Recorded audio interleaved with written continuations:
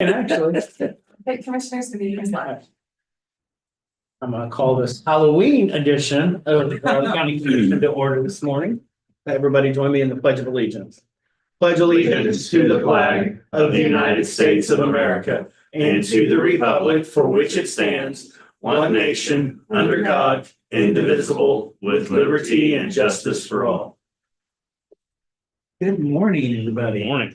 As I was driving in this morning, I could see the lights through the window and I could see the flag All right. all the way out to the street. I thought that's kind of cool. So, yeah.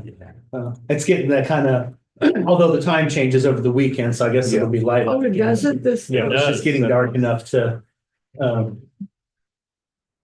just getting dark enough to where you can see, I guess. So, got some rain yesterday. Was I wrong? An inch and a half, and oh boy, what are we doing here? Halloween, the trick or treat. I told him this morning, I said, Brittany resembles you today.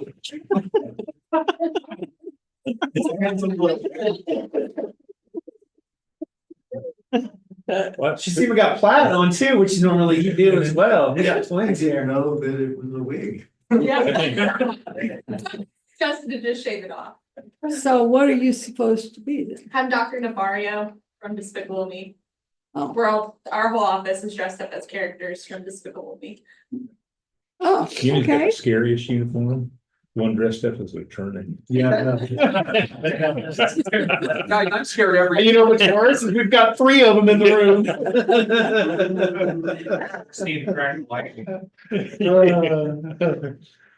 I stopped in at Little Apple Nutrition this morning. I don't know if you've seen them I yet. saw a picture of Okay.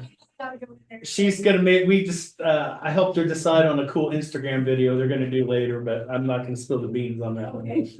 I told them I'm dressed up as a politician, which is the scariest thing. in the world. Yeah, that's Yeah. More so than an attorney, huh? Yeah, I Okay. think, in this environment, I don't know, it's running neck to neck, but with an election on Tuesday, I think we kind of skipped to the top for a while, so. Yeah. anyway. I dressed up as a county commissioner, but nobody believed. Yeah, exactly. Oh, fair enough, so, okay, well, let's start off with some public comment, if anybody's got any. Quiet in the chamber, okay. Now I guess we'll move to commissioner comments and start off with Commissioner Kim. Yeah, it was end of the month, not much going on. It must be nice. Yeah, I still had a few days off. I did go to the men's game Tuesday night. It didn't look all that great. It looked like their first game, which was still learning how to play together, it looked like. And the women last night did what they're supposed to do. They wiped the floor. Good, It was 80 something to 35 or something. Good. It was what was expected. But that's all I really, and I did have a meeting with Judge Bannister to discuss some things yesterday. Had a good talk to him. Okay. That's all I've got. Okay, well, I wasn't here Monday. I spent time with my daughter who's visiting Phil this week. She went back to Virginia on Tuesday.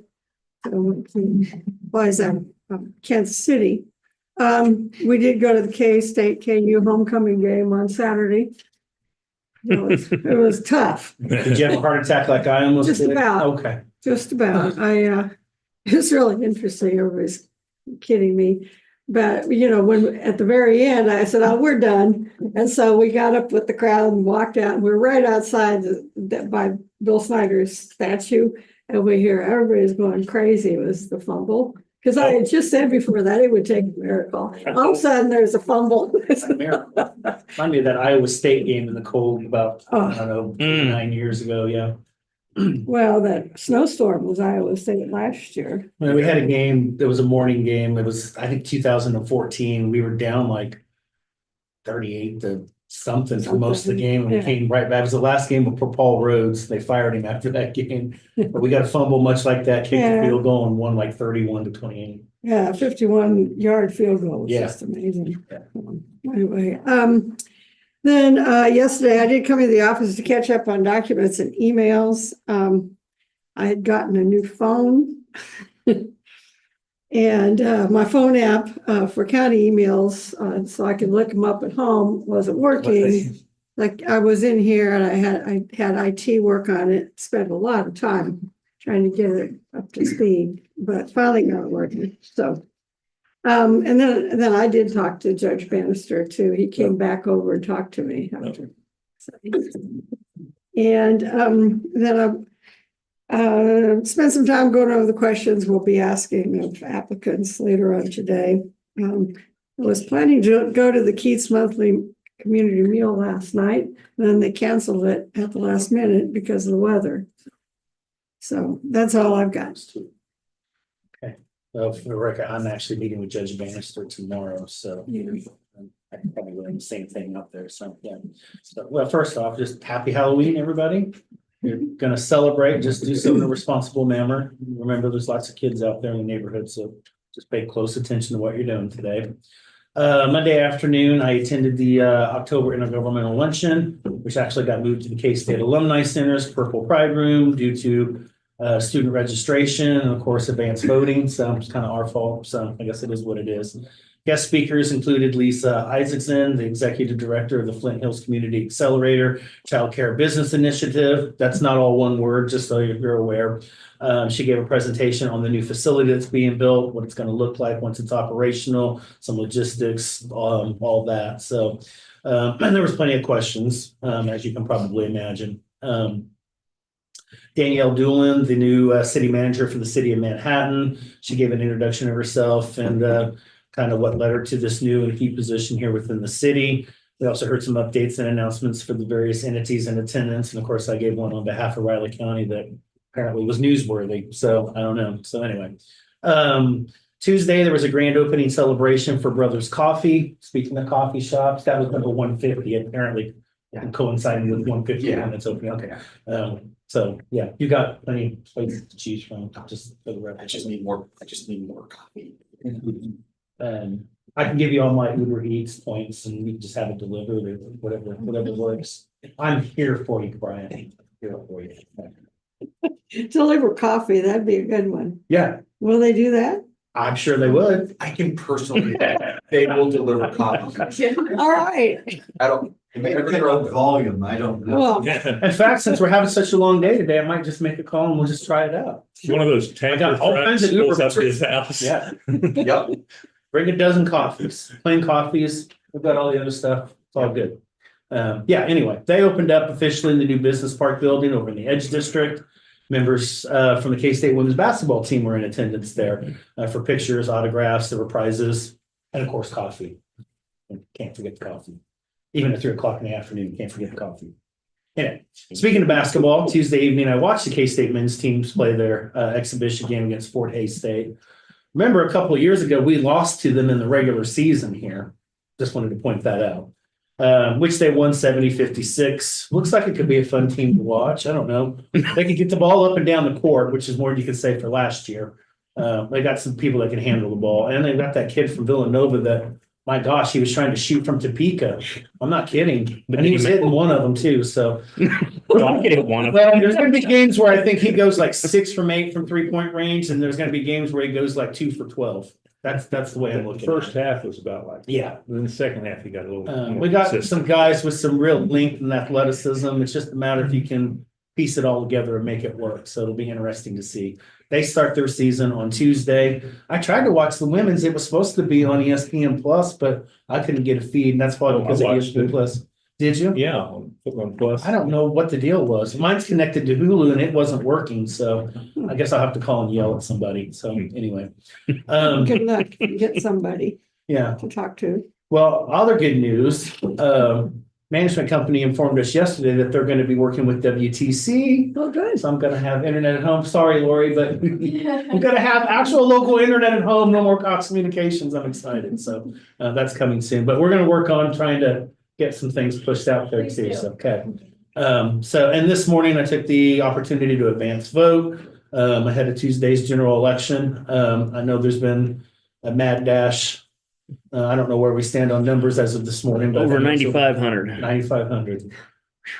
That's like everybody that votes. That's getting up into the double percentages. We're there. getting close to 20%. Yeah. Already voted. Okay. We'll be probably exceed. Well, I decided to go up there at 7:30 because I figured there wouldn't be much of a line. And Oh, there was yeah. people coming and going already, so Mhm. expect a pretty good number today probably too. But that's good, as for you sure. mentioned, takes pressures off the polls and just be better in general on everybody that's working on that towards the end of next week, so. And I spent the rest of the week working, trying to get our production lines caught back up after last week's annual inventory. It actually went very well this year, unlike the last couple. So we're moving right along and we are in November, and that's all I got. Ready for business, commissioners? Let's do it. First item I have is I need a certification of voting delegate and alternatives for the 49th annual conference of KAC, Sure. That's already around the corner too. 1st of December. Thanksgiving. Yeah. I'm gonna literally be driving back from Kentucky straight to Wichita. Louisville to Wichita, that's what I'm gonna call it. There you go. Now, isn't this supposed to be, it's Zoom? Yeah, No, this is. No. so it has to. It says most of recasts only listed on the digital form. No, Cindy or whomever will put the information in there so they have it on the form, but Oh, okay. that's where you raise up the little card. And Oh, they do the that one? business meeting, Okay. yeah, that's a couple of votes, it's nothing major. That's in Wichita again. Yeah. At what's the Hyatt downtown? Regency Hyatt. If you could register the time, it's at the Hyatt. Or it'll be in one of the other hotels. Oh, and what's that, Century Two Convention Center? Scattered around. Yeah, the last day or? Is it- No, it's usually the second day. Mhm. yeah. I'm going to be there the second afternoon and the third morning. Yeah.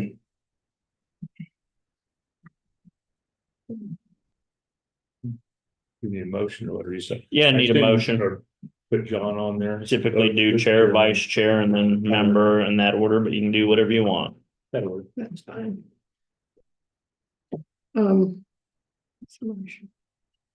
Let's see, I'd make a motion to appoint Chairman Ford as a voting delegate for the KAC 49th annual conference. Vice Chair McKinley as his first alternate and myself as second alternate. Second. It's been moved and seconded to approve Chairman Ford as the voting delegate for KC's conference and annual exhibit. Vice Chairman McKinley as the first alternate and Commissioner Foki as the third alternate. All in favor? Aye. Sounds good. Thank you, commissioners. Next, we have Raleigh County Employee Action Form, Zach, Bill Sticker, new hire, volunteer firefighter. Chuck, new hire, election day worker. Nathan Lee, new hire, election day worker. Jake Wessel, new hire, volunteer firefighter. And Lori Muir, transfer to Administrative Services Manager, Public Works. Congratulations. And commissioners, I'm here on Lori's action form. We are bringing her over the mid, which requires your approval on. She has over 20 years of experience on the qualifications that we're using to pay her at the 9. She's moving to Public Works. Correct. Okay, because this is fire on here. Oh, On mine the says Public agenda, it Works. says fire. Oh, really? Yeah. Mine says Public Works. Yeah, mine's That's a public. surprise. Oh, Russell would be surprised. I just wanted to clarify. Yeah, no, mine says Public Works. On the agenda list. Oh, really? It says, because it said before, it says fire for Wessel and fire. Let me see. Oh, mine has. the right one. Where in the world are you going? Let's figure that out before we make any. Huh, yeah, my other one over here says Public Works too. Yeah. She's going somewhere. She's going to Public Works. She We'll will see. be replacing Julie Winter when she retires. So. So who's gonna replace Lori in your office? That we'll wait to see. Next. Julie Winter's coming back. Yeah, just doing a merry-go-round. We're considering Clancy, actually. No, let's not do that. Into the Republic. Well, hold on. You know it. This position is all members, so maybe not.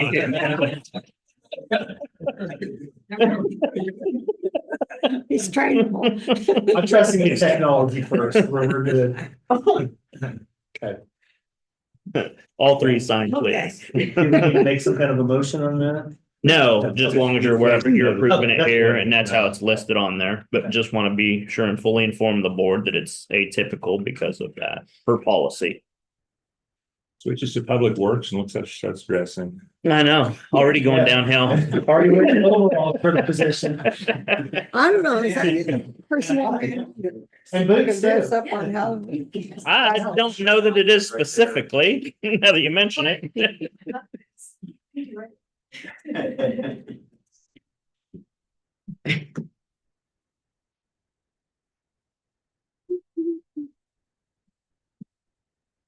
So you think you have enough election workers now? Yeah, and we've even got several backups trained, so we're in a good spot. Good. We're in a good spot. People are really stepping forward to volunteer, I know that. Community's been good about that when we make an outcry for it. We did that early and they stepped up right away.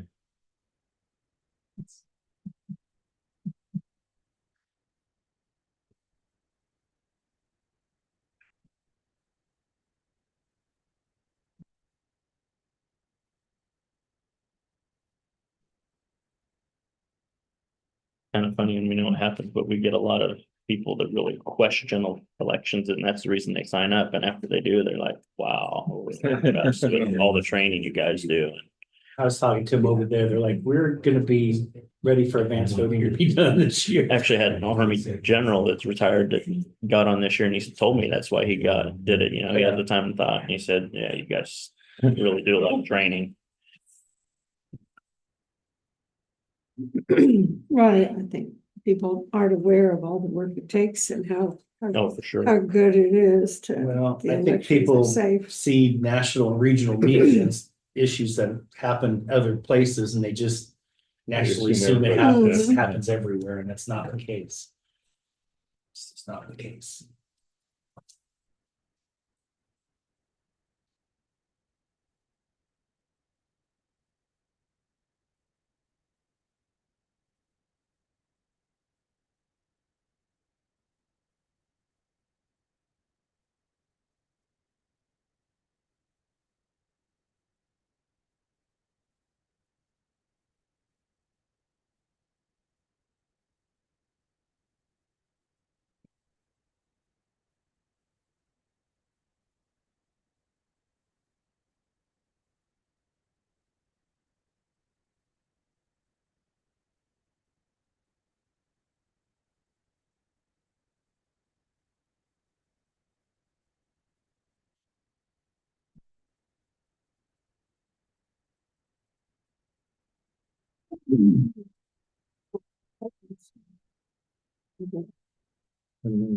Oh. They sent it out already. It was an email. What do you need? Veterans Day. Veterans Day information. Well, I don't, well, my things were down. The breakfast starts over at the American Legion of VFW over there at 7:30. 7:30, okay. It's Oh, $5 to $10 for non-veterans. And then the parade starts. no, I'll look now that I've got I everything. think the line starts at 9 and then the parade itself starts at 9:30. 9:30. and then the ceremony in the Noon. cities. Yeah, follows that. Yeah. Okay. You have enough helpers for there. Yeah, had quite a good response. Good. Always get a good response. Commissioners need a motion to approve payroll and accounts payable. Move, move to approve the payroll and accounts payable. I would second that. They moved and seconded to approve payroll and accounts payable. All in favor? Aye. Commissioners have any changes to the minutes? Do not. Motion? I would make a motion to approve the minutes, from the, what date was that? October 28th meeting. Well, that's right. You weren't I here. wasn't here. Yeah. So. I'll second. Commissioners, here's the 2024 Riley County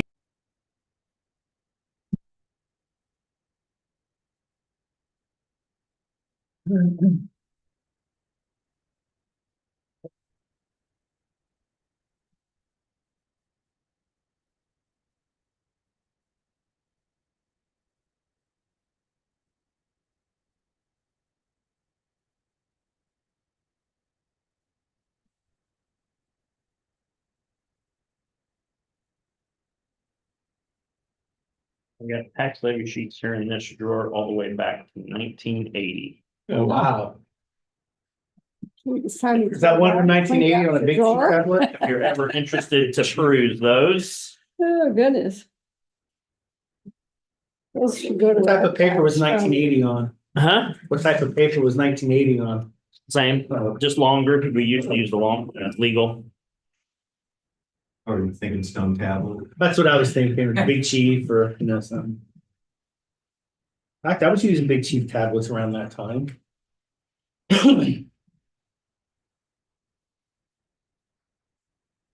Commissioners, how do the pending agendas look?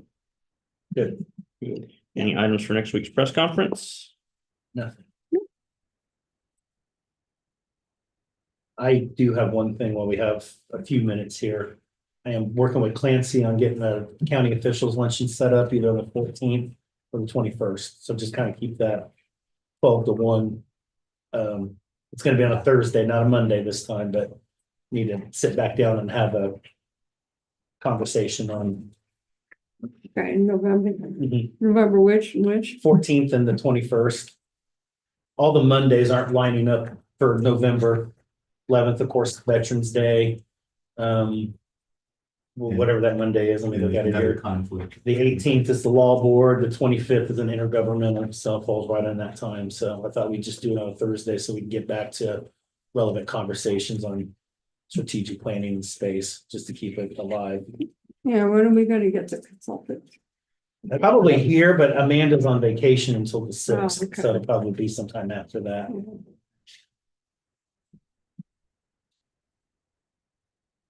I'm sure you'll have Mr. Holman up at 9 o'clock or Bryant, whoever. Been relegated to today. Maybe Jacob. Or maybe all three of them in unit. Maybe Oh my gosh, which is a scary, scary Yes, thought. that's great with that about me. I did see Jacob left Brian out of the clock, out of the basement. I don't, Yeah. I'm just glad it was the basement. He was- Yeah, there have been suggestions that might have been foul play. I was We wondering, put all those to Brian rest. mysteriously disappeared.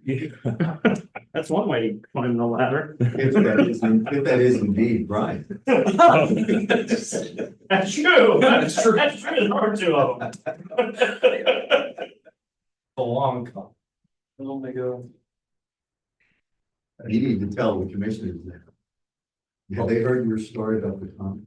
Oh, no, I don't think so. So about a decade ago, I was asked to give a presentation on nuisance to the Kansas Association of Code Enforcement Officials when they were having their meeting here in Manhattan. And so I asked Austin if he could help out since he had done a lot of it down in the Wichita area. And he said, sure, but he wasn't on the program. And we had identical matching suits and really pretty close to identical pairs of glasses at that time. So we said, well, let's see if we could have some fun. And so I started off the presentation. I said, now I want to show you guys a magic trick. And I walked out of the back of the room and Austin was coordinated at the same time he walked in. And for the entire presentation, the code enforcement folks were like, literally, I mean, even after we explained it and I came in, they were like, it was hilarious. People were just, I don't know that they remembered a single thing about the presentation, but after that, we got a lot of talk. We're just like, I can't believe you did. It was fun. I do it all the time. Turn it down. Yeah. Use your microwave. Yeah, we used to switch classes and do all the fun stuff. Oh, Oh, yeah. We got in trouble one year because we thought we were doing a good, one year. We thought we were doing a good thing in that there was standardized testing scheduled on our birthday, February 5th. And so we said, well, we can't do it then. We want to have but kind of everybody in administration, wink, wink, nudge, nudge, knew. And so we did it a week early and we got all the way to the very end of the day without anybody figuring it out, even though the classmates were in on it, but somebody started giggling. And then we got sent to the principal's office over it. And I mean, the whole time I'm like, I thought we were doing a good thing, but apparently they like knowing who's in class. Hmm. So, I mean, as an adult, I could see it now, but It was a hoot. It's fun growing up as a twin.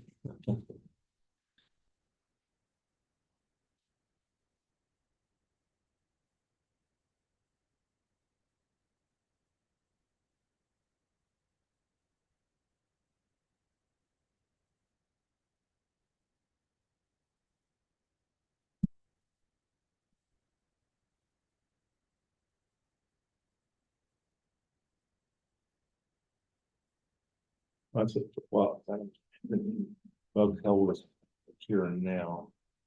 Like 10 or 12 years ago. My brother was close to me. We both had the same haircut, same facial hair, everything. We've always looked a lot alike, but then except he has actual hair on most of his head. Oh, no. But went over to my nephew's house and my little nieces came running out. I walked in the door first. They started running up to me, and then my brother walked in behind me, but stopped, looked at me and looked at him. And they did not want anything to do with me. They didn't know who that fake grandpa was, but they got irritated and especially one of them.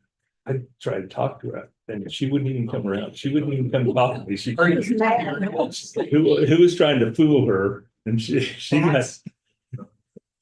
I've got to, so from this trip, I've got to show photos of, like, this is the reason I was on this trip, was baby Camille. No.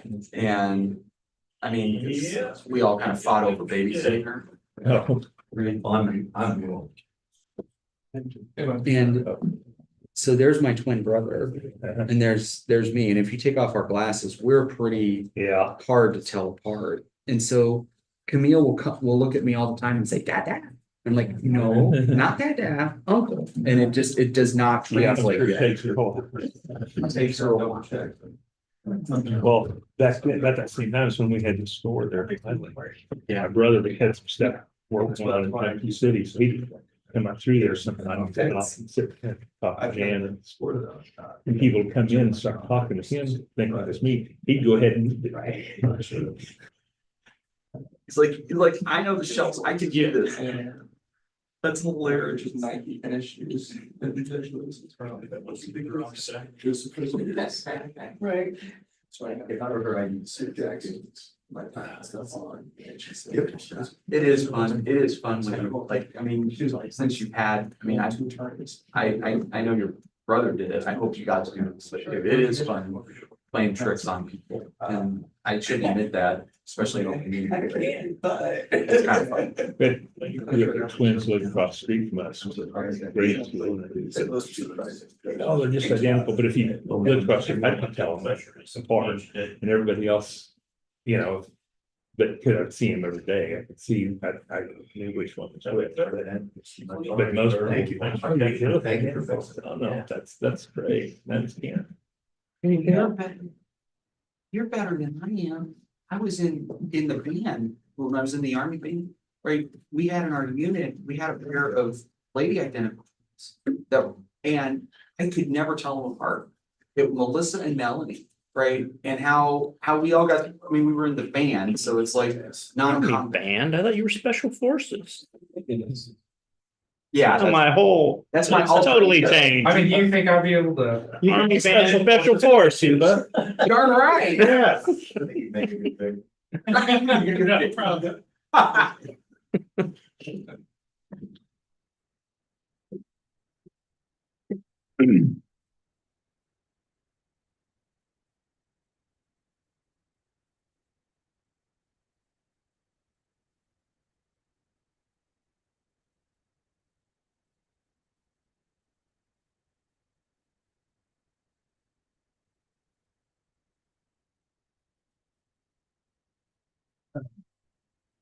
Yeah.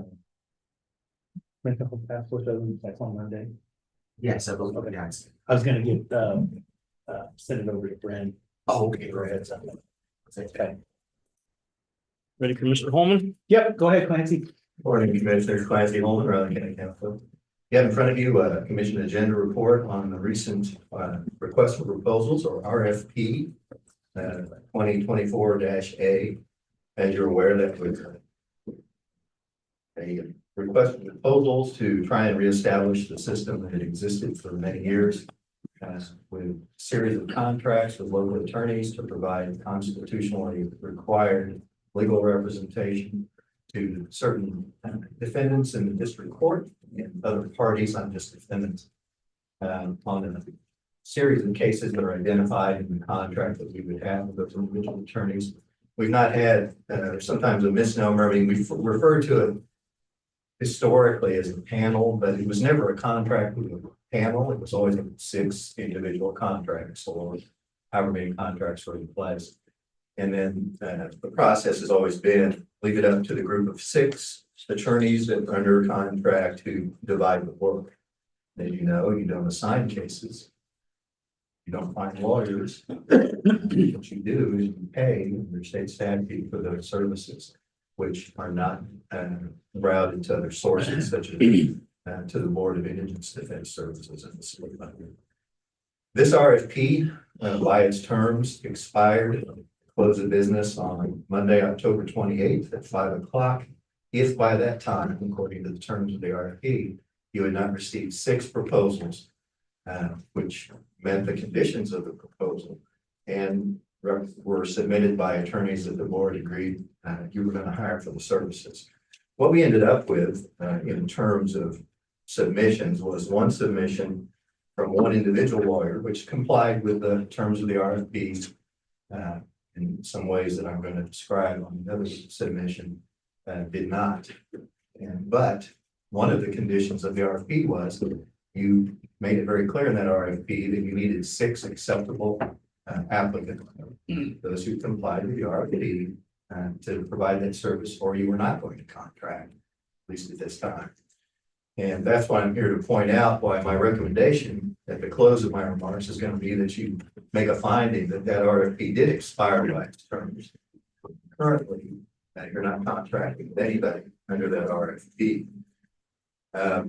If you look at the attachment to the car, I did provide an example of the RFP as it was published and as it was provided to both law schools to try and potentially get interest from either alumni of either law school. Yes, even one notice Harvard on the call. Since I didn't graduate from there, I can call. Well, you're wearing school colors today. But both law schools are good in this state. We're lucky in that way. But we did not receive any submissions from either alumni or students directly as a result of that. Also provided request for proposal and an example of the contract with the local bar association. The second submission we got, other than the one from the individual lawyer.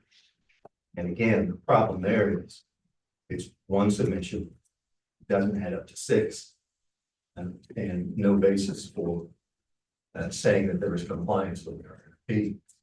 I've highlighted some areas in the RFP and the contract where the second submission from a group of 6 attorneys that did not comply with the RFP. One of the things in the submission from the group, 6 attorneys was, and then basically a statement suggesting that there was going to be some kind of specialization in working only on certain types of cases or categories of cases. And again, that was not consistent with that yellow highlighted area, first yellow highlighted area. More importantly, as is usually the case in discussions about the service, compensation for the term was, for the 3-year term was offered in the RFP, was very specific. It was going to be for a 3-year term and it was going to involve a monthly amount that totaled $82,000. And it was pointed out in the RFP, that's a 40% increase over the compensation that was offered and projected back in 2021. And a 16% increase over the compensation when a second RFP, or a previous RFP was tried in the summer of 2023. There were no responses to that in terms of acceptance of that RFP. We also made it a requirement of this RFP that any group of attorneys or individuals who submitted under this RFP and wanted to provide the service, had to, basically commit that they were not basically, they had to commit that they were going to accept cases assigned by the district court for any and all of the categories of cases identified in the proposal and in the contracts generated under this RFP, and subject only to each attorney's right or responsibility to refuse an assigned case as required or allowed by the Kansas Rules of Professional Conduct. Under the Kansas Rules of Professional Conduct, no attorney is required to accept an appointment to any case if you don't have the time or cannot either have the expertise or develop the expertise necessary to provide competent legal assistance. So that is something that is not contracted away. We never do that. We make sure that people know that that couldn't be their responsibility. And another requirement highlighted here is that each attorney who submits a proposal has to state in the proposal that they've read the contract as it was presented in the RFP, and that they're willing to perform as required, and they have no objection to any portion of the RFP or to the proposed contracts terms. We're very specific about that. And there was none of that in the group of 6 proposal that came in. When you move on down, you go to number 18 in the RFP. All 6 contracting attorneys would serve if they were acceptable, should serve during the term of their contract as independent contractors, and none of them are employees of Riley County. None of them are entitled to any benefits provided to Riley County employees, including but not limited to compensation increases, such as merit, step, or COLA adjustments. The submission from the group of 6 lawyers basically provided, I should say, a marked up version of the contract that was modified, proposed modifications to the contract, which included giving a cost of living adjustment to those in the contract. That was directly contrary to what the RFP said. It was directly contrary to the way this has worked for years. When I first got here, there was a short history during which there was a COLA that was being offered, but that did not make a lot of sense because everybody we contract with the service, as the contract makes clear, as history makes clear, and as the proposal makes clear, they're not employees of the county. They are contractors. Contractors do not receive cost of living adjustments. They are not employees of Riley County. Moving on to the contract itself, it made clear that the request for proposal that was out there would be a part of the contract. Everything in that RFP, those things I just described, including everything else in the RFP, even if not specifically referenced in the contract itself, were incorporated. And we go back to compensation. Again, for the services provided, performed under the terms of this agreement, as the contract states, Riley County made it clear they were only going to pay that amount per month, which represents $82,000 annually. The submission from the group of 6 attorneys requested a compensation increase of $20,000 a year per attorney. So it's not acceptable. Did not comply with the RFP, and therefore was not something that the board was even really entitled to accept under the terms of the RFP.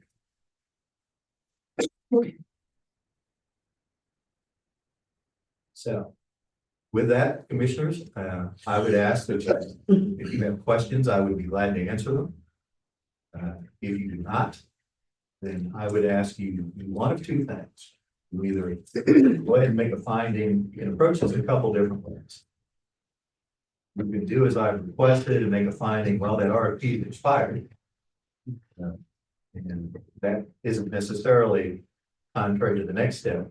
You could also make it clear you're willing to accept the future or review future applications by either groups or individuals of attorneys that comply with the terms of that RFP. In other words, to have a statement that they're referring back to this RFP and saying that as an individual attorney or a group of attorneys, I accept the RFP, I accept the compensation, and I'm willing to provide those services. That would be another way you could approach it. You could also table this for a future discussion, depending on what you want to do. I'm giving you enough options. You don't answer when they come up with it. That would be my suggestion.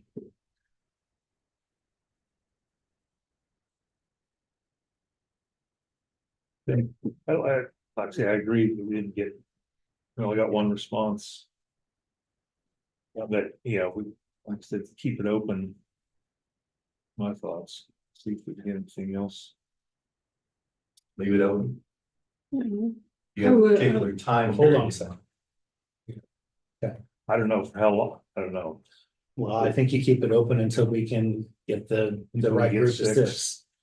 I don't, logistically, I don't know how that works. Well, I would Put a say, time limit, well, I would suggest if you're gonna refer back to this RFP, I would suggest some time period, whether it's 30 days or 2 weeks or whatever it is you want to do. But my suggestion is you make it clear that anybody who submits, you've still got to comply with what's yeah, Right. here and what has expired as of Monday, because you're still gonna review it that way. It's my understanding. You're still gonna look at any applications that come in with those standards. and I don't know, if we did it by the end of November, that'd give us time to get everything established to start this on the first of the year. Is that, Yes, well, I guess it's a month, as long as we start the first of the month, I guess it doesn't matter which month, but right, I'd like to get it going. sure. But Absolutely. yeah, just make it clear that we want responses matching our RFP. And the contract, I think. Correct. Yeah. And just, we want to have a date. Well, I mean, if we're gonna start, like, it's probably pretty hard to start tomorrow on the 1st, or is it? I mean, you can make whatever announcement you want. What you're really setting is a deadline for responses. And so you could say the final day, not business.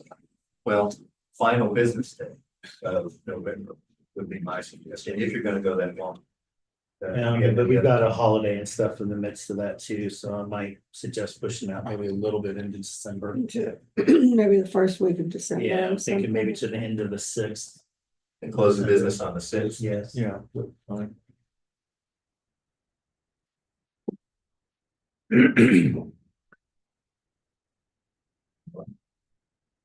Now, do we have to do a whole new RFP or is it just extend this one? You're just notifying and extending it.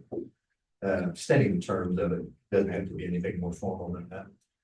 And as you get applications in, I'll make sure you get a chance to look at them. Okay. Okay. The applications, you get submissions to comply with the terms of them.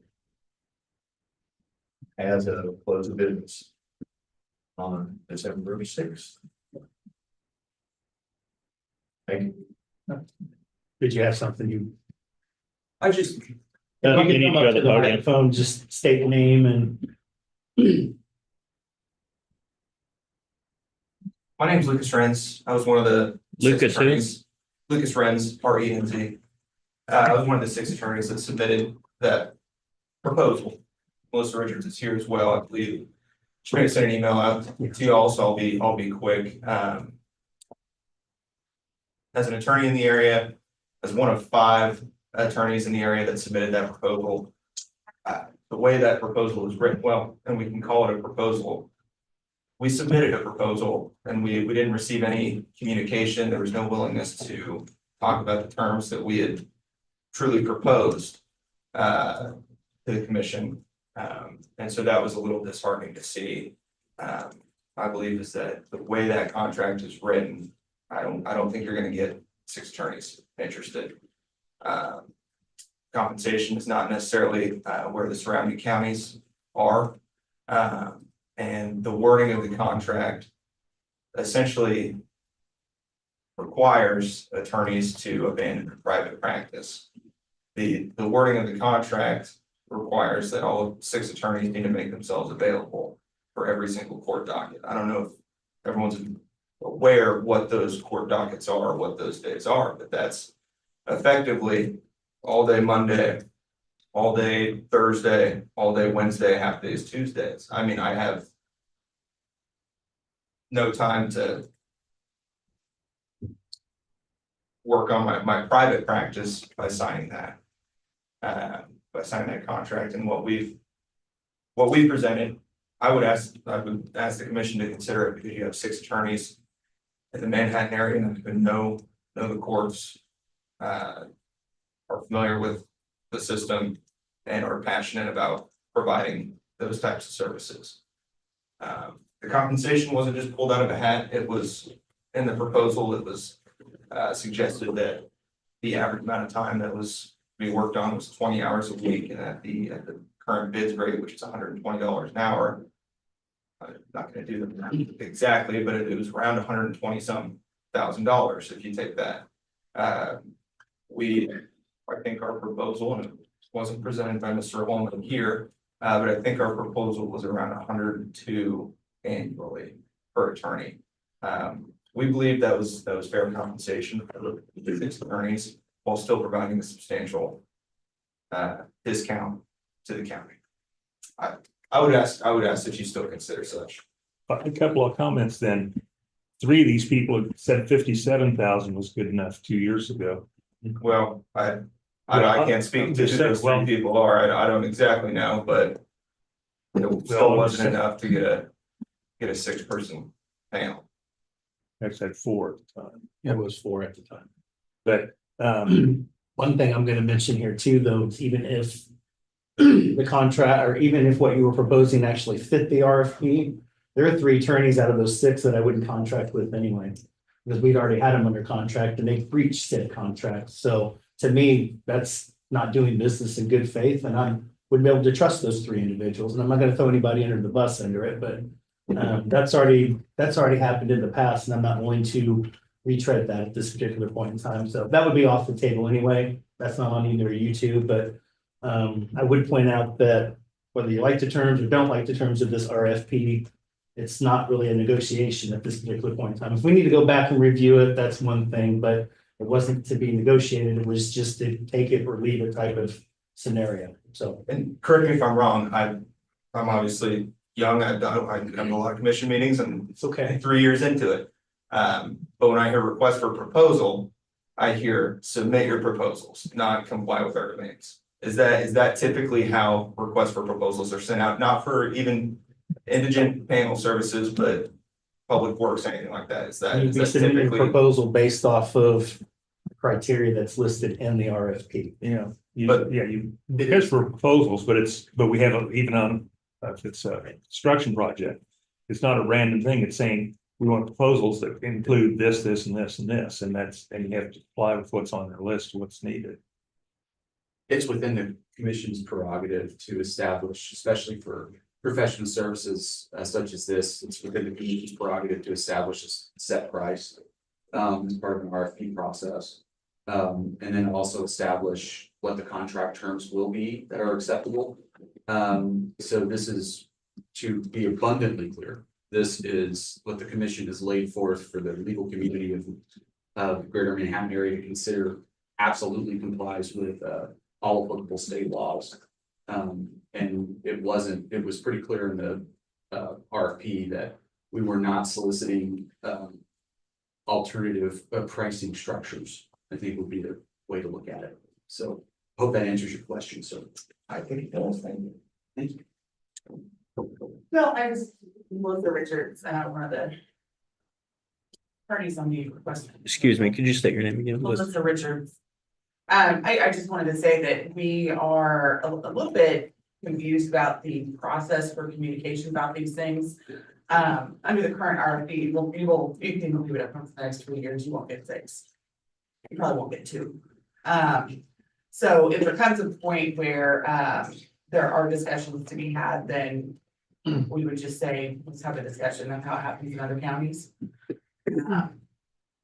And we're open to talk, but this, as it's currently written, for this community in this market, it's a no-go for, we've talked to everybody, you're not gonna get 6. So when the time comes when that is realized, we can have a discussion, but thank you. Clancy, is this dramatically different than anything we've had before? No. It worked for over 20 years. And does not require anybody to sacrifice their private practice. It's not a full-time job. And that's when you said that they had to be there all day for 3 days. Is that not correct? Now, they have to work among themselves. We don't micromanage it. The county never has. We put it out there. You get a group of 6 that want to work together and cover for one another and to supplement their private practice. This isn't designed to provide a full-time salary to anybody. Never was. Despite that, the amounts did increase dramatically. And we have a history of records over time that show that the hours reported normally are about 20 hours a week. Over time, there's going to be some, as we've always told people, there might be a week where you have to work 40, 50 hours on a particular case. But you're also going to have weeks where you put in 10 hours. That's what all the hours reported for years by previous groups of 6 lawyers. That's what it's shown. And that's why we have that in the contract. And I pulled out those numbers, and actually the total number of hours worked by the panel has gone down. And this only went through 21. Yeah. That's the last thing we reviewed them, but going back, before that. Yeah. And The some of total this, hours were down. yeah, and some of that could be COVID. too. Yeah. Well, but even 19, which didn't count. Sure. It was the lowest of any of those 10 years that we had. Yeah, there's no way to accurately Yeah. predict exactly how many hours Yeah, are we going to don't be know. involved. But it's fair compensation. I mean, that's why the figure was up 40%. Commissioners, the only other thing I'd add is that to equate that there was no expectation under just as Clancy explained, there's no expectation under the RFP, and there never has been, that any attorney serving on the panel would be required to be present physically at all hours that the court was in session. That's not how the practice of law works. You receive a case, it's docketed for a period of time. And when that case comes before the judge, you then appear, right? But the courts work with scheduling, and I can tell you that this is how it works. And granted, I'm not originally from North Central Kansas, but grew up in the legal community. And this is a very similar arrangement to, quite frankly, how my mother, when she served on indigent defense panels throughout the western and southern parts of this state, it's very similar to how their contracting worked as well. Schedule a time that you're available. If it doesn't work with your schedule, then the court works on scheduling. And that's within the court's prerogative, and the attorneys coordinate amongst themselves. So I can tell you that that is something that I have seen work elsewhere, if that helps. Okay. Thank you. There's something else. Thank you. I'll get the word out December 6th. Okay. Thank you. Thank you.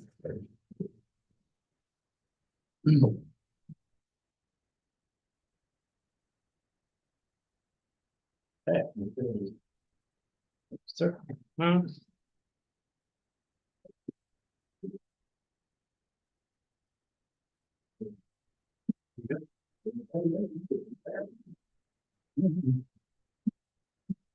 Okay.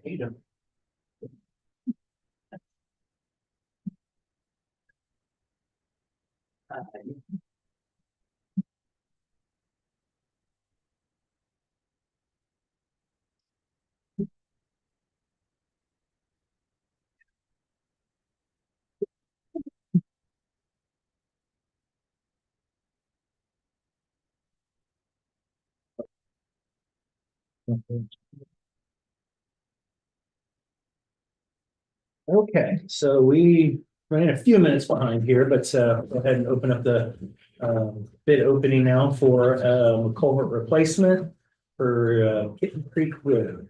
So do we, we'll start off here, I guess, with the engineer's opinion of probable cost, which is coming from Olson. And construction costs that they're bidding this project at is $298,955. So we know that to start. First one I have here is from Claver Construction. This is out of Wichita, Kansas.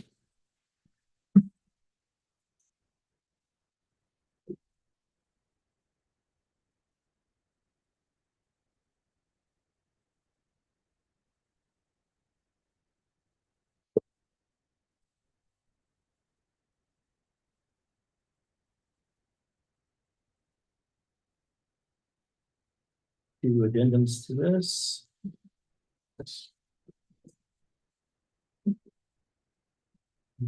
Grand total for the bid is $175,038. Start date of December 1st, 2024. Number of working days is 75.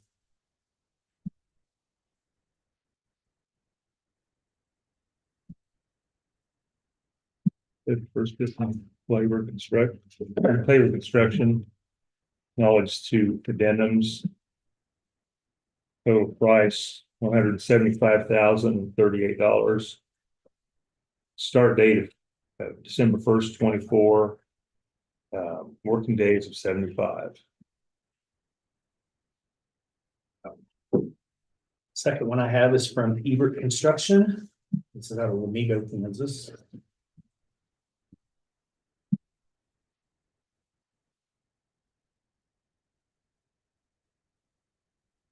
Pretty good news on that one as well. Total bid price of $201,258. Yeah, and 90 cents. What was the last part? 258? Yes, and 90 cents. Say it one more time. That's my fault. $201,258.90. Okay. Proposed starting date is May 5th, 2025. Lots of fives in there. The total number of days working is 80.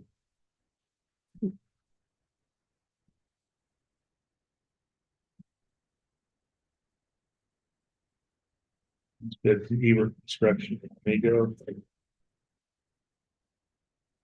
Both addendums, knowledge. Total price, $201,258.90. Start date of May 5th of 25 and 80 working days.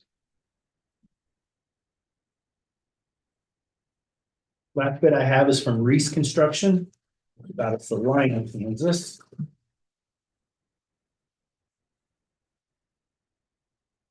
One addendum on this one. The total bid at $190,979.78.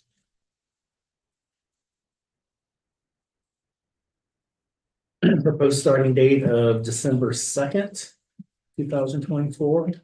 The number of working days, 45. Oh, man. That's pretty good.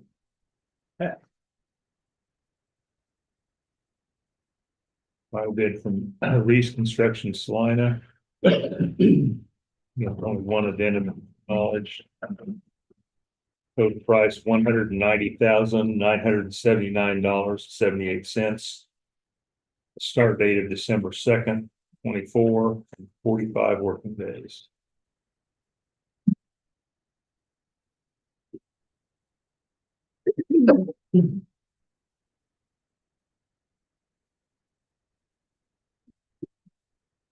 Well, I'd make a motion to return these bids to staff to make a recommendation to the county commission. Second. Been moved and seconded to transfer the bids over to staff for further analysis and recommendation. All in favor? Aye. Caught up just like that. Yep. Next, Commissioner, you have an executive session with Mr. Holm.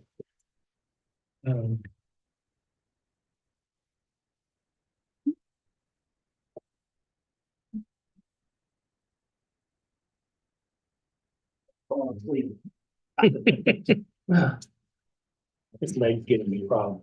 I don't know. What the age, whether it's one. I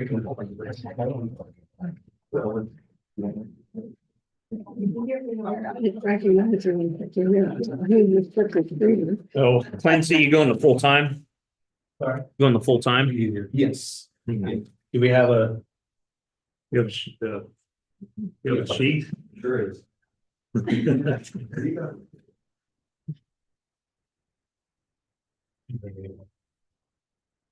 Yeah, well, might.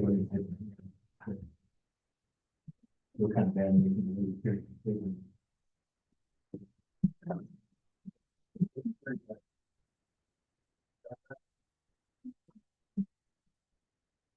Sorry about that.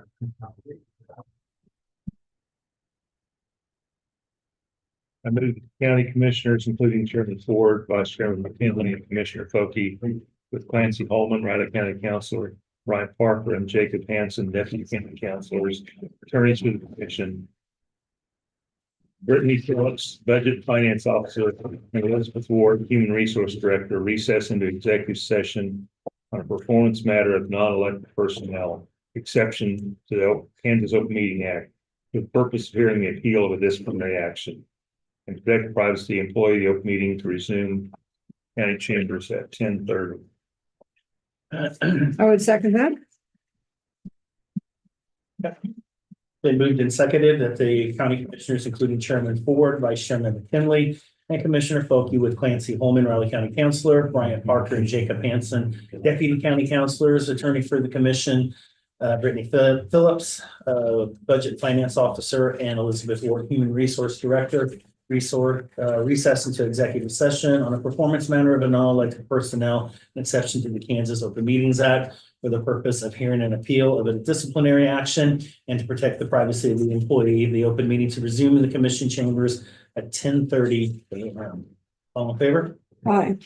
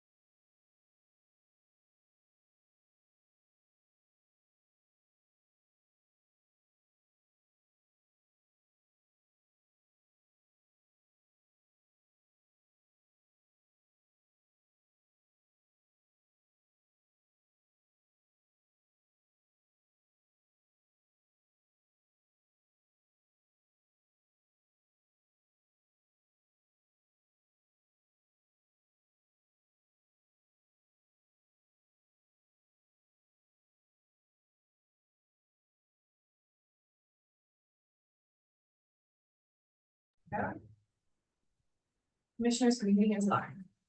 I move the Board of County Commissioners come out of executive session. Let's second that.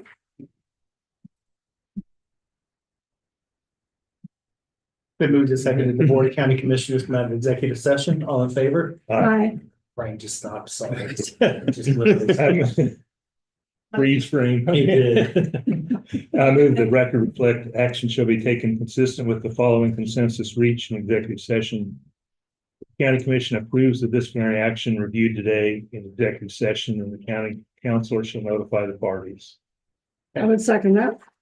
It's been moved and seconded that the record reflect action shall be taken consistent with the consensus reached in executive session. And the County Commission approves the disciplinary action reviewed today in executive session, and the county councilor will notify the parties. All in favor? Aye.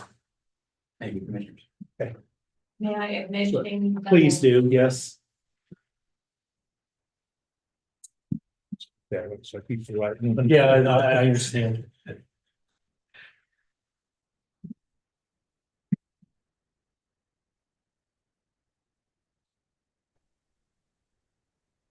Morning.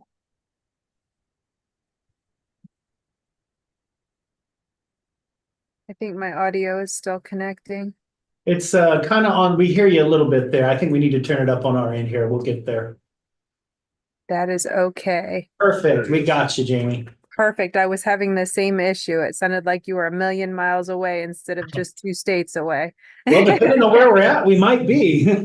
Right. Yeah. I'm in northern Wisconsin up by Green Bay. Oh, okay. It's not that far away then. We're No. all Midwest then. That's good. I think if I yelled really loud with this wind, it would come right to you. You must have got the wind that we had over the last couple of days. It must have moved up your way, so. Yes, it's gonna blow away my Before you 8-foot can wind. it. Well, whenever you're ready to go right ahead. Absolutely. Thank you guys for having me today. I will preface this with Stage Cares has reached out and we have presented to Assistant Attorney General Chris Teeters the same platform. I just wanted to get it in front of the counties as well, just to see utilization if it's something that you guys can use to help in your opioid abatement process. So Stage Cares is a full service opioid abatement platform. We take communities from wherever they are in their process. If you've started implementing strategies, or we've got communities that we're working with where they said, you know, we got this money, we have absolutely no idea what to do with it because of the restrictions and guidelines. So we start with a full service assessment where we come in and talk to key stakeholders. We take that over to our subject matter experts, our founders, our expert witnesses that were in the bellwether cases, Dr. Caleb Alexander and Bill Padula. They're also witnesses for the current Maryland lawsuits that are ongoing for opioids. So we take that over to them and we create customized abatement strategies for communities where we put in front of them compliant strategies or programs outlined in Exhibit E that would meet the needs of the community. And then we have a full service tracking system that allows for us to create your compliant reporting that you need to provide based on the requirements of the opioid settlements. They're customized to the needs of the state, the county. I always say it's with a click of a button. It takes a little bit longer than a click of a button, but not much longer. You can run them daily. You can run them weekly. You can also automate them to send to whomever the reporting is needed to go to. All of the strategies that we provide are evidence-based. We provide you the research for the strategies.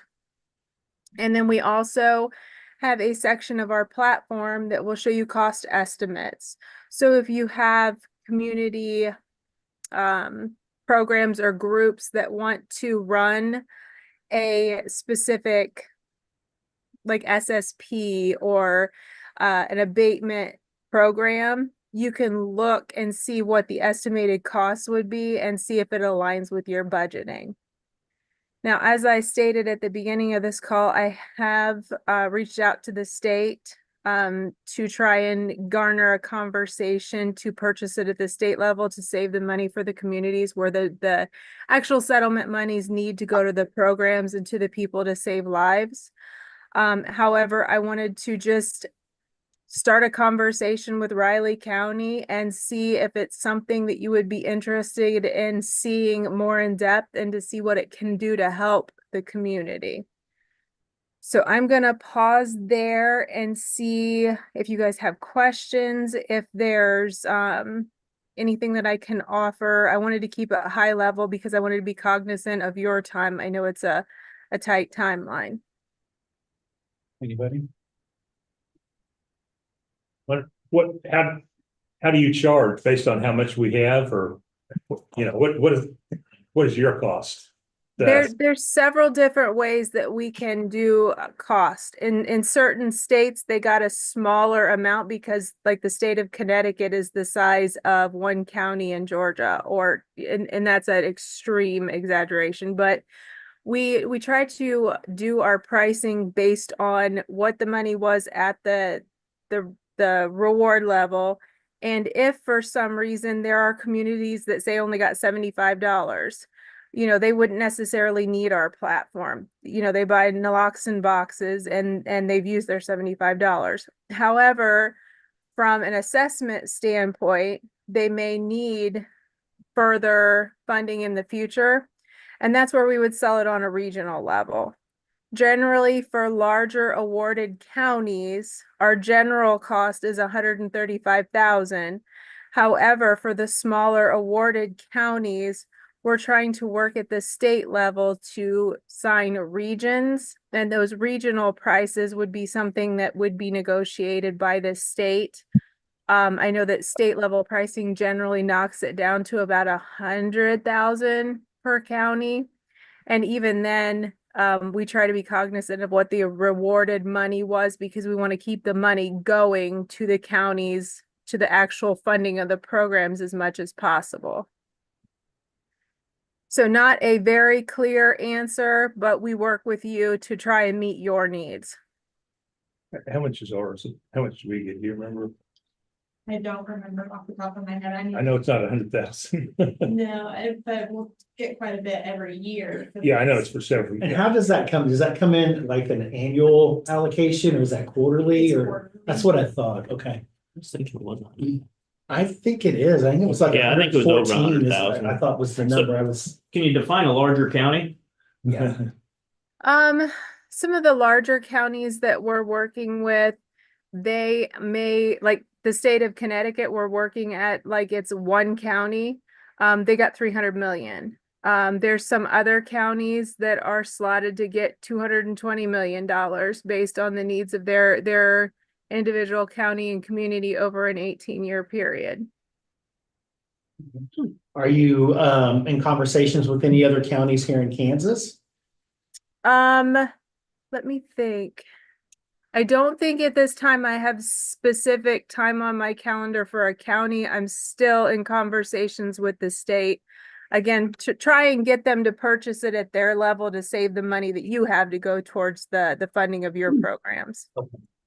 Yeah, I think for us, I think the thing that's been a little confusing and frustrating is they really haven't, at least from the Attorney General's office, really haven't defined the guidelines of what we can and can't really do with this. So we've just been kind of really just sitting on it. So I don't. Right. Still, as we speak this morning, still don't have a clear picture of what that is. So You know what that we can do with it.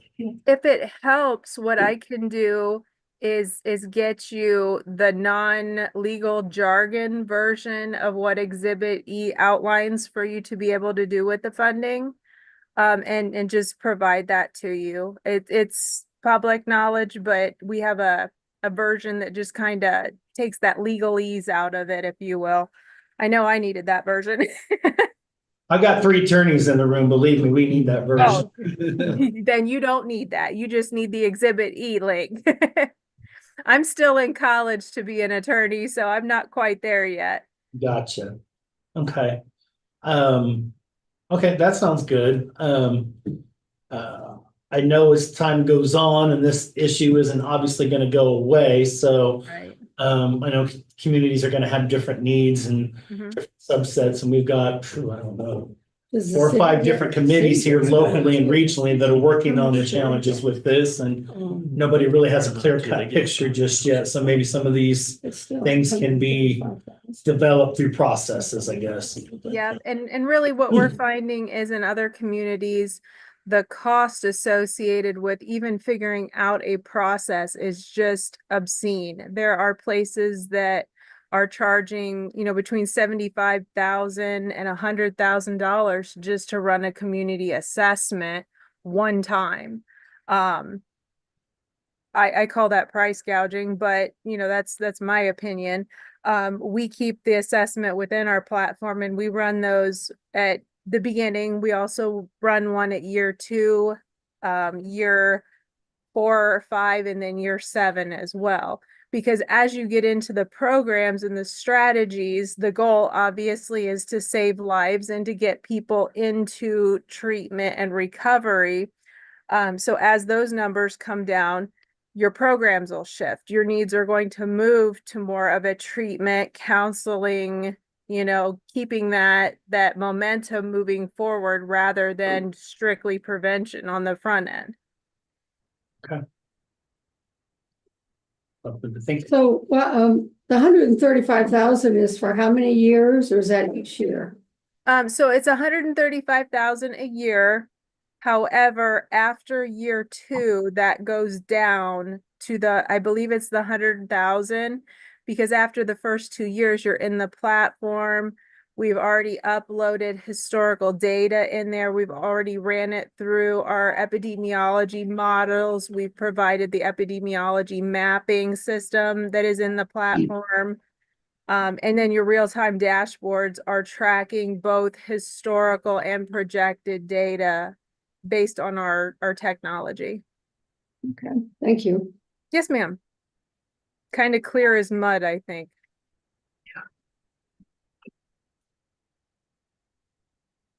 Any additional questions about the platform? I don't have anything else currently. Do appreciate your time this morning. Absolutely. So what I'll do, in essence of saving time, I'll just put some details together. I'll get that information for you for Exhibit E and forward that to you as well with the approved programs and utilization of funds. And if you need anything or have questions, feel free to reach out. I may not know the answer, but I know somebody. Okay, sounds good. Very good. Thank you. Thank you for your time. Yep. Bye-bye. Bye-bye.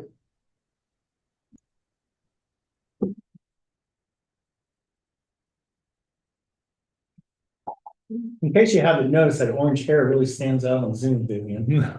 I'm hard to miss. And why were we getting this presentation? She I reached don't know out. where she came from, because it's like a sales pitch and a Yeah. county commission meeting, and I'm not a big fan of that. I think she reached out to Cindy and asked for some time. So We try to avoid that at all costs, so I don't know Yeah, I was just kind how of she wondering. got on there. Well, then it Well, happens, but yeah, if we did that all the time, we get. You guys would never have Yeah, free yeah, I don't wanna minute. know. Oh, yeah. Yeah, I was just Well, wondering where she came from. she's willing to take everything we get every year, just tell us how to do it. Yeah. We do know what we can do with it. We have multiple ways to use it in community corrections, RCPD, county attorney. can we get an actual presentation on that sometime? Okay. A realistic one. Yeah. Chris Teeters, I worked with him and he's offered a presentation. Oh, good. And then, we actually are gonna get about 104,000 over the next couple of years, and then it's gonna decrease from then on out, so. Okay. And he's really good. I don't mind having the conversation on the subject Yeah, because it's needed, but, Well, He'd be a good. Well, yeah, but we don't need a sales pitch because they're not the only one. I mean, we'd line you up with sale pitches all day long. fair enough. wouldn't some of that money go to, Wamigo that's on the task force? No, No, Jean? I don't know. Maybe you can pay for salaries on that or something. I don't know. We are using some of that money to pay for our opioid. That's what we're using for the Oh, opioid position. okay. Mhm. Okay. And remember, That's the right. city's contributing. Right. Yeah, that's right. Mhm. And I think that was it, isn't it? Mhm. And that's all we're doing is just Riley County. Yes. Right. Correct, Yeah. correct. Because I have a meeting, I think, we have a meeting scheduled next week, the opioid substance. Substance misuse or disuse. They change it every 2 months. don't they? Yeah, I know. Trying to make it sound. Go ahead, Sorry. It's what it Yes. hits. Morning, Commission, Corey Meyer, ITGX Director. I'll be brief. I know your following appointments are I will move past a lot of what you've read in there, things we've continued to work on, so I'll get a few highlights of some things that are happening that are more the movers and shakers, but you know, the regular work we've done, elections coming up, so busy with them. Being training this afternoon, making sure that we appease all the new security things that come out with elections, so that's been fun to handle in a whim. Even again this morning. I know. Yeah, so, but again, kudos to my staff and team who are excellent and I can never thank them enough. So a couple of things I wanted to highlight and talk about that are going on that have really taken a lot of our time.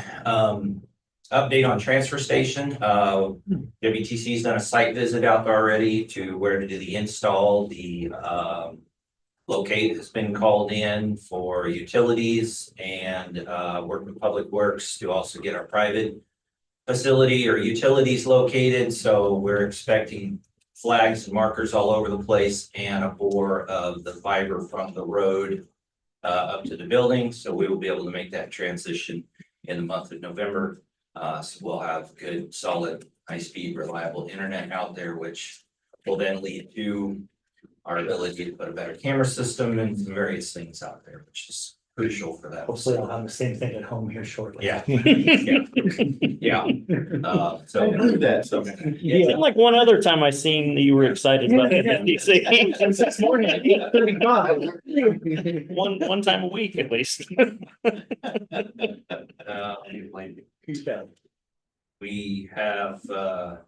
We are in the process of, I've said before, that one of the things that happened is AT&T is, well, I'll just say it, turned into a price gouging when it's come to what they're doing to us. And so we've been moving quickly as we can. In changing things, again, a recap, they've taken some of our costs from $50 a line to $350 a line in the last 3 months. And so in the last month, we have migrated or moved 12 different lines. In fact, Travis is out this morning with WTC moving some lines at the health department and museum. So we've cut some of these costs from $2,000 to $3,000 a month down to $400 a month. Michelle is seeing fluctuating bills quickly as they come in, and double checking that those are changing, but so we're moving quickly there. In addition, moving lines out of a bill that we have that had normally been, and it's understandable to be somewhere in the $4,000 a month, which covers our overall long distance and lines. We're moving all of those as well. So again, my goal and what I was shooting for is by the end of the year, we'll be reducing our phone costs, service costs from $7,000 to $8,000 a month down to $2,000 to $3,000 a month. Is where we're calculating that savings would come to. We're working as quickly as we can on that.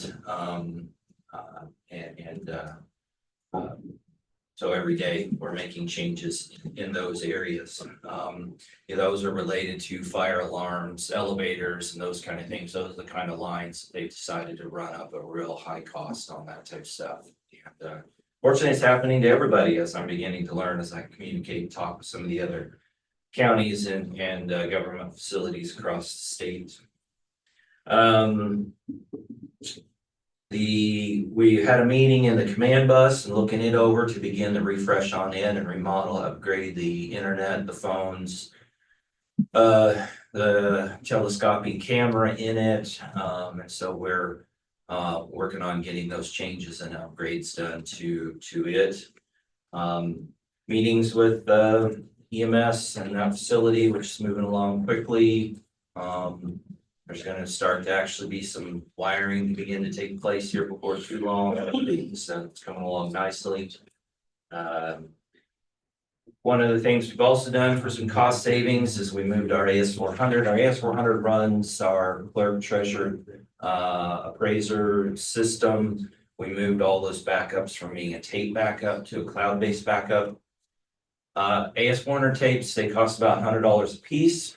To keep 6 months of them, you know, you do the math, 30 times 6, 8, you know, and all of a sudden it's $18,000 in tapes, and we've moved that, and they last about 3 years, and we moved to a service that runs us about $3,000 a month, or a year, excuse me, $3,000 a year, so savings in that area.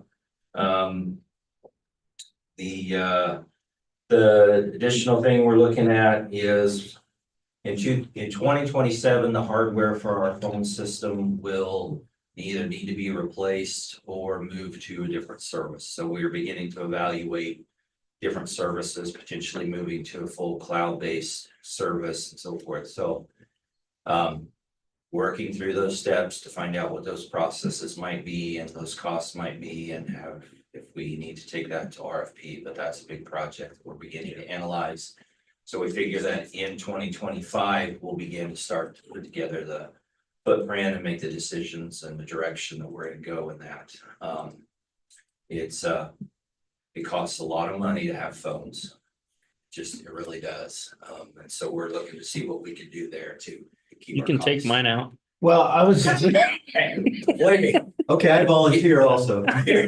you won't even be here anyway. I'll tell you what, when the phones don't work, I get more emails about, don't hurry getting them fixed. I would never send you one of those. We promise. Yeah, oh, yeah, and believe me, I don't need all the calls from funny towns that I've never heard of and things like that, but I get, God. That's ridiculous. It's terrible, Yeah. terrible, yeah. So that's gonna be a big project, but we're beginning to head down that road and look into what we're gonna do there. Lastly, I always praise our GIS, and I know that you do as well, and I appreciate that. I want to give kudos to Jake. He has one of our vendors that has asked if he would be presenter at the Esri conference in San Diego this year. And so if he chooses, and Jake, if you're listening, I encourage you, I think you should.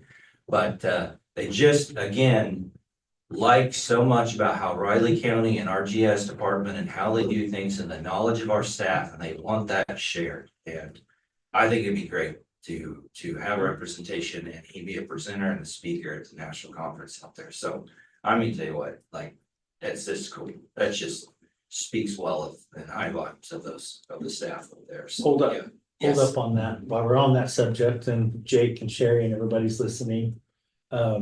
Had an immense amount of positive comments from somebody I spoke to from Civics Plus at last week's chamber retreat on our work on GIS. Yeah. So of course, they would obviously know because they're constantly interacting. Yeah. And they said Yeah. it is by far the best in the Yeah. state. Yeah. And they used the term best. Yeah. So when I had that opportunity, I wanted to throw that out. Yeah, thank you. Thank you for that. I'm so proud of them and all the work that they do and all the efforts. And right now, they're actually working through and scheduling training across the entire county for everybody on new imagery and tools and things. And I know that will be a success, but just again, I've got to give them such props for all the work they do and behind the scenes and things there. So I really appreciate them very much. So outside of that, I won't take any more of your time. If you have any questions for me,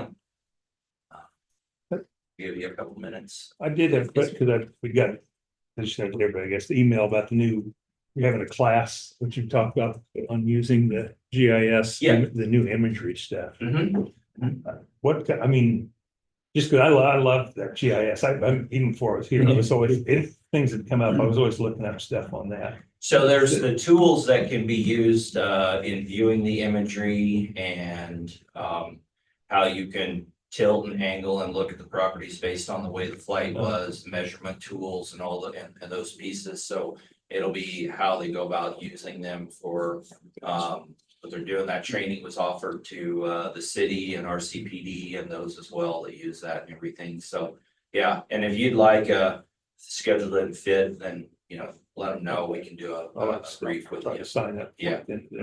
Yeah, it'll be a lot of information there. The entire appraiser staff, they'll all be Oh, going yeah, I'm through. sure they're. They got a private class. Yeah, I'm sure they're they got that. specialists. So, yeah. So, Primary so- user of it. Mhm. Just like, I found something the other day, I was looking for something, and found something in there and it was there. Yeah. Still. Yeah, I hear you. Any other questions? Thank you. You betcha. Enjoy the rest of your day. You too. Thank you. Next, commissioners, we have executive session 11.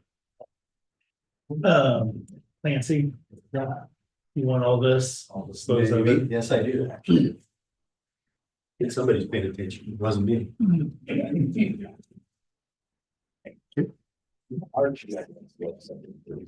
Thank you very much. I've tried. Other counties, Not the same? it's hard to find stuff and. It's not there. Yeah, I mean, you think. I think the second best in the state is probably not right, is probably Johnson counties, and ours is so much better than theirs. Yeah.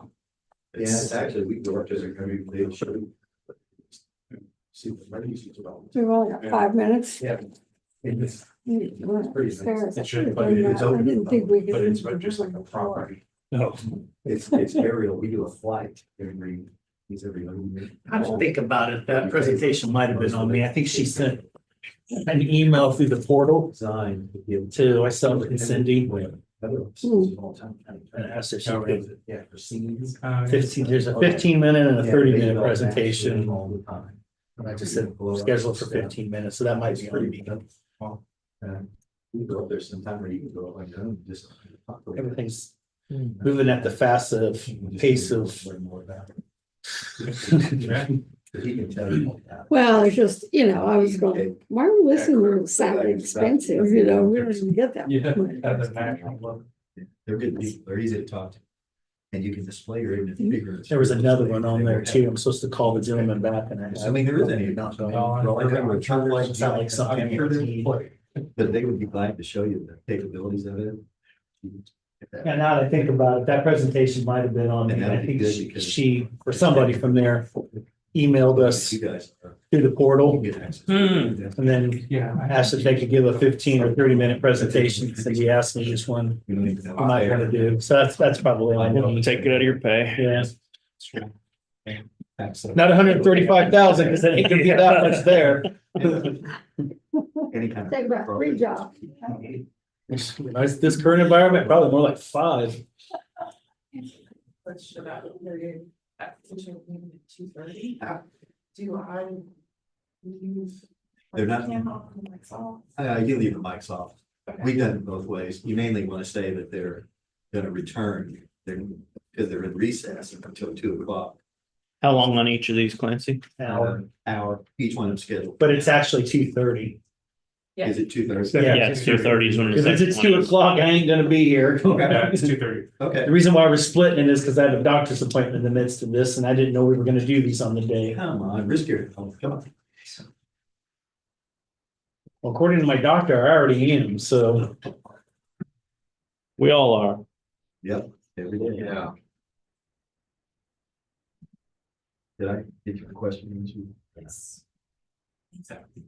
Because we can do either one as far as I'm concerned.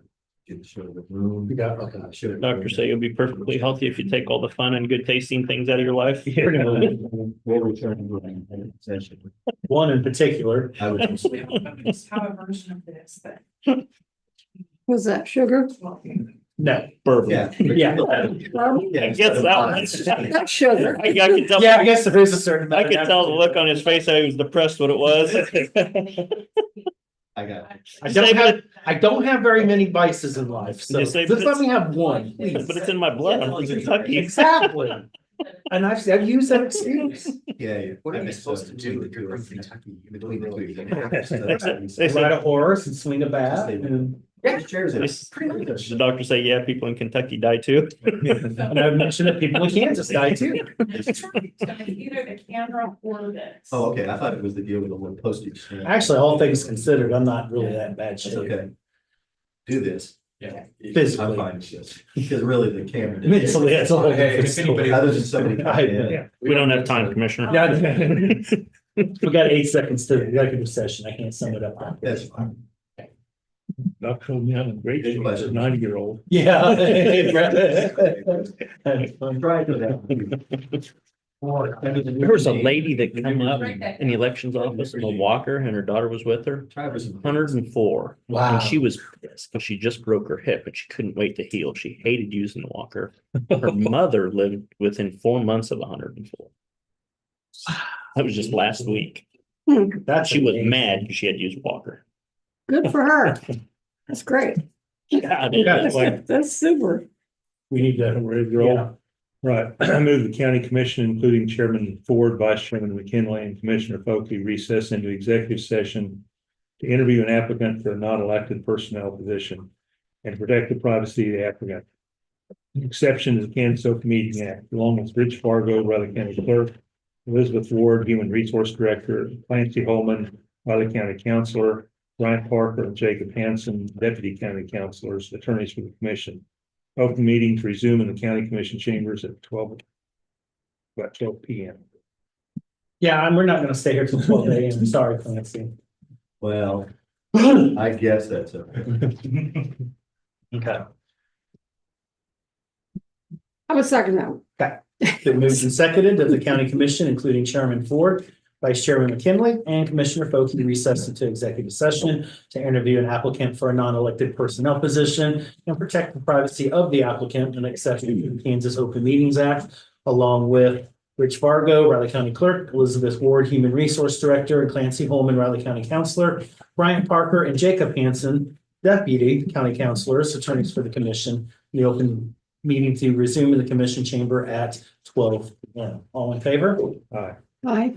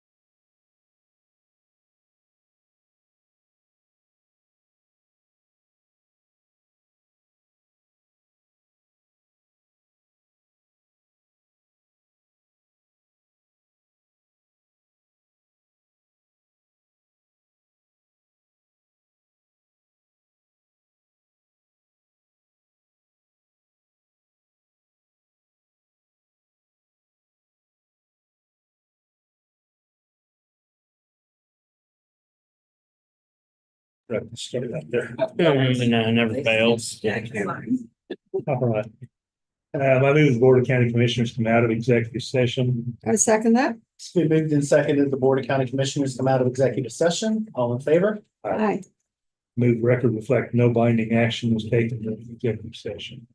I will second that. It's been moved and seconded and no binding action was taken during the executive session. All in favor? Aye. Thank you. Okay, I guess we're free to go until 2:30. So just on process, are we gonna have Clancy I'm sorry. on process, Elizabeth? Are we, if we don't have time at the end of the next one to discuss, we're gonna have another exec to discuss? Yeah, I kind of think. I just think like we need to discuss. Yeah, That's a good question. I didn't. I know you said Monday, and I thought, Yeah. rather get it done. I now. didn't want to early promise, so. Okay, But I will make a request we add. as a separate executive session. Oh, so cute. We don't have a prescribed end time for the next Right. executive. Well, but you gotta come in, believe me. When we would do the game while we're at it. You bet, What Mr. game? Ford. What game? What game? What game are we We don't talking have a about? game this week. Yeah, we do. We can't do It's not till the 16th. No, No, it's Playing at like Houston. Houston. playing at We're Houston. at Houston. Houston, we have a problem. Yeah, Houston. Oh, I don't even know. I don't know yet. Let me think about it. Well, Well, you got you- about 3 you've got minutes, I about- think, 30 seconds. A minute and a half to think about it. I actually think, I know it's a road game and I know it's Houston. And Houston beat Utah last week, but Say that. I just have this feeling we're gonna come out and play angry. After what almost happened Saturday. Pretty The useless. line was 13.5 the last time I saw it, so I'm thinking somewhere in the neighborhood of Recently. 42-24. Oh, excuse. Is that your score? No, I think that's right. Okay. I had 42-14. What? That's exactly what I wrote down. I'm gonna change mine. I thought he got close enough. You did exactly what I wrote I'm down. still not sold that our You can look at it defense written is down right there. keep them from getting some points, but we'll see, but I think we're gonna score some points for sure. Oh, it's not just that. Catherine, I have no idea. I didn't think we had a game. we can come back around. Clancy, Let me think about it. Brian, 38-24. Good guys. And Jacob, I'm gonna go with 28-17. Cats. He's too busy. change mine to 42-10. That, I almost went for that. I I like your almost score said, the best. 42-10. I like his score the best. Sorry. I almost went with that and then I decided, yeah, they're gonna be down enough. They're When gonna. you said that, I was like, what the? I had it, see, I had it written down on mine already. That may be the case. 45-33. 45-33. Yeah. Sounds good. Okay. What time is the game? It's 2:30. It's an afternoon game. Schedule does not have it listed. It says November 16th, the next game. Well, we had that game. Arizona State. So hopefully it's not a 9 o'clock game. No, as long as we start winning, I think we'll probably be in that afternoon. With channel film. I do not know that. Channel is I was thinking Fox, isn't it? it on the national? Yeah, it's on national. I got it. Okay, commissioners, back here at 2:30. Sounds good. They probably could have gone there, don't they? 2:30. 2:30. Same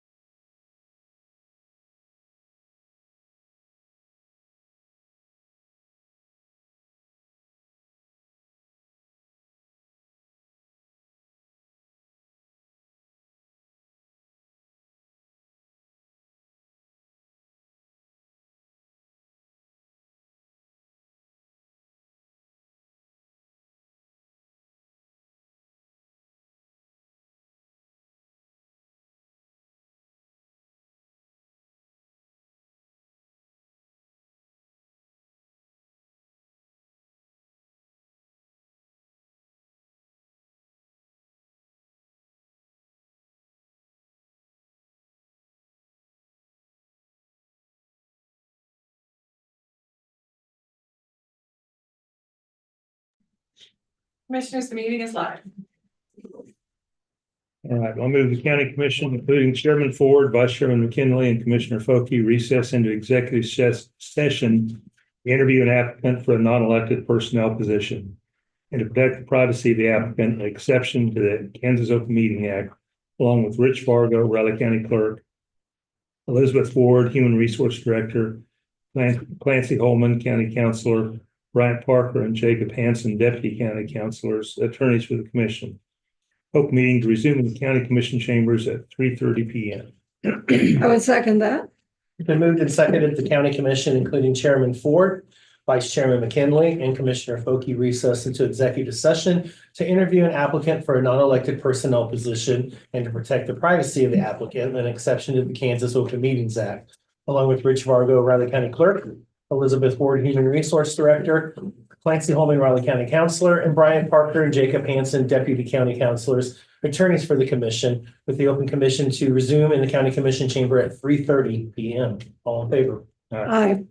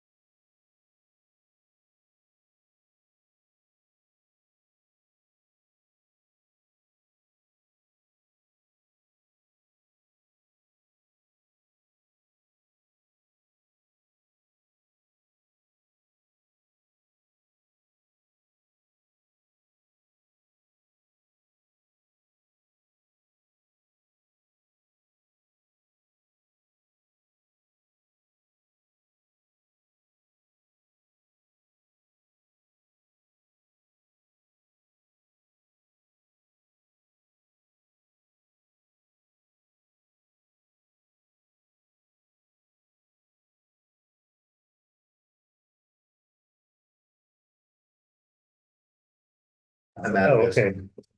Commissioners, the meeting is live. I move the Board of County Commissioners come out of executive session. I'd second that. Been moved and seconded that the Board of County Commissioners come out of executive session. All in favor? Aye. I move the record reflect no binding action was taken during executive session. I would second that. It's been moved and seconded that the record reflect no binding action was taken during the executive session. 4:30. No. No. I just, Wait, let me do sorry. this. All in favor? All right. Aye. Thank you, Commissioner. I'd like to ask for a motion. Did you want to leave? add a final executive session? We want to Today's agenda. take a 10-minute break. So we can do that? Or Yeah, this is gonna be that long. They're no, gonna I be think there. this could be like. No, can we just get it done? Yeah. I got other stuff to do too. I think 15 minutes. will- Yeah, it should be- Anybody else should got a be problem good. with that? 15 minutes. But we need to make a In a motion. motion to add Yeah. executive session. No, Oh, okay, I'll make a motion. We add an executive session. I would second that. I said final. Now you took- Okay, it's been moved and seconded. We added executive session to the end of this agenda. All in favor? Aye. Aye. What can go? Don't we have to say when? 3:45. 3 well, that's gonna be about, well, 3:46. 3:50. Now it's 3:40. 350, 350, 3:51. okay. It was just a little less than 20 minutes. Like 400. County No. Commissioner. No. Excuse. I thought it was an option. You want to bid? I move the county commission, including Chairman Ford, Vice Chairman McKinley, and Commissioner Foki recess into executive session to discuss interviews with applicants for a non-elected personnel position. Protect the privacy of applicants and exception to the Kansas Open Meeting Act. Along with Rich Fargo, Riley County Clerk, Elizabeth Ward, Human Resource Director, Clancy Holman, Riley County Counselor, Bryant Parker and Jacob Hanson, Deputy County Counselors, attorneys for the commission. Open meeting to resume in county commission chambers at 3:50 I would second that. p.m. Yeah, I'm not staying that long. So it's been moved and seconded that the county commission, including Chairman Ford, Vice Chairman McKinley, and Commissioner Foki recess into executive session to discuss interviews with applicants for non-elected personnel position and to protect the privacy of the applicants and exception to the Kansas Open Meetings Act, along with Rich Fargo, Riley County Clerk, Elizabeth Ward, Human Resource Director, Clancy Holman, Riley County Counselor, Bryant Parker, and Jacob Hanson, Deputy County Counselors, attorneys for the commission, and the open meeting to resume in the county commission chamber at 3:50 p.m. All in favor? Aye.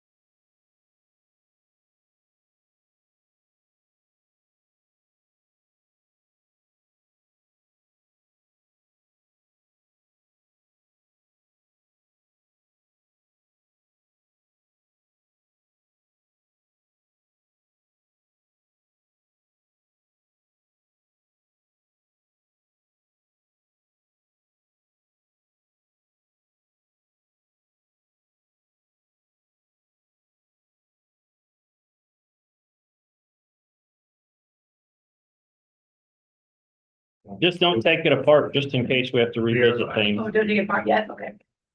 That's Okay, fine. we're live. Oh, I moved the Board of County Commissioners come out of executive session. I would second that. Been moved and seconded that the county commissioners come out of executive session. All in favor? I move the record reflect binding action should be taken consistent with the consensus reached in the executive session. I would second that. So moved and seconded that the record reflect binding action shall be taken consistent with the consensus reached in executive session. All in favor? Aye. We have that one back too. Okay. I had nothing else. It's been a long. On those dates for the Oh. county officials luncheon, was that ever decided? You threw those out, but I didn't hear Was it. it the 10th and 17th? It was the 14th and the 21st is Right. the only thing to consider is on the 21st, we have Good Morning Manhattan and City County. But we're already a long day, so yeah. So I was kind of actually thinking that would be a better day. We're gonna be here, 14th. like today, we're gonna be here all day. Yeah. That's on the 21st. Oh, the 21st. Yeah. Well, we don't have to go to Good Morning Manhattan. Well, we don't. No, that's true. That's But a personal choice. I don't know what's gonna happen with the City County meeting at this point in time, if there's topics for that either. But like I said, if we have it, it's gonna be a longer day anyway, so it might be the better day to do it. So 12 Okay, to so 1, that would be the luncheon you're talking about, the county. County officials luncheon, 21st. Not the county officials, the legislature. What are you No, talking? no. County I'm talking county County officials. County officials? Because Oh, November 20th. oh, no, but, oh. We can't do it on any of the Mondays except for this upcoming Monday because of Veterans Day, Law Board, and Okay. intergovernmental. So we're gonna move it to a Thursday so that we could follow up on a discussion that I think we need to follow up on. I'm just trying to be lazy. I didn't want to chase you all down, so. I know there was discussion. I think I should have left early, making chase me. Yeah, that was your mistake. We got crack about lawyers. The 21st it is, with the county official one. That's, Does that work for you, Catherine? yeah, so far, yeah, I haven't got much planned that week yet, Okay, all right. except for, 21st it is. Thank you, And for lunch, steak and lobster, right? as always. Okay. yeah. Because it's gonna be the last one that I'll you take do. it. It's on you. No, you're buying because you're retiring. That's the last one. Fixed income. Not yet, or not. Can we get You A? know, all that PTO and all that vacation time. I let the chair pay. You know, that sounds more. Can we actually get AJ's and get pizza instead of beer and water? Yeah, that'll work. You're not gonna live that one down. I got Why you remind- grilled salmon or something. Steak and lobster. So I'll write that in my calendar. It's 12 to 1 on the 21st. The person will send out your- And it was just mentioned, what are we planning for the legislative? I still need to find out with our delegation. We gotta wait for election day. Yeah. Well, no, we don't. Oh, No, we don't? we send that out and then we invite everybody who's on it, and anybody who might. Okay. Gotcha. Okay. All right, that's it for me. I don't have anything else. I don't want to have anything else. We're good for today. I would make a motion to adjourn, the meeting. The Raleigh County Commissioners. Second. To move a second to adjourn the Halloween version Oh, there of we the go. Riley County Commission. All in favor? That's scary enough already. All in favor? Aye.